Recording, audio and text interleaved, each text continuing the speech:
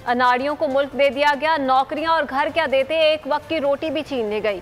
नून league के रहनुमा ख्वाजा सादफी का मुजाहिरे से खिताब, कहा नून लीग के दौर में पाकिस्तान आगे बढ़ने लगा तो धरने शुरू हो गए। मकबूल सियासी क़यादत को कमजोर करने की कोशिश की गई, ऑपोजिशन को रगड़ा लगाकर जेलों में डाला गया। अब IMF की गुलामी तुम्हारे गले में है।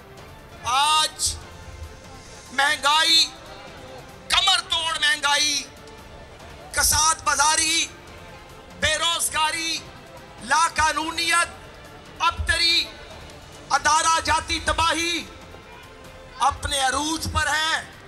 जब मुंतखब सियासी क़यादतों को टारगेट किया जाएगा तो फिर मुल्कों के साथ, कौमों के साथ, माशरों के साथ यही हुआ करता है।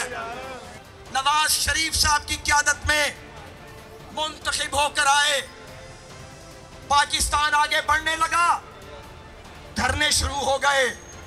साजिश, मकबूल सियासी क़यादत को कमजोर करने की कोशिशें। नौकरियां तुमने क्या देनी थी, घर तुमने क्या देने थे, एक वक्त की रोटी छीन ली तुमने। ये जो एब्सोल्युटली नॉट का तमाशा और ड्रामा करता है, IMF की गुलामी का तौक तुम्हारे गले। सब्सक्राइब करें और बेल दबाएं ताकि कोई खबर रह न जाए।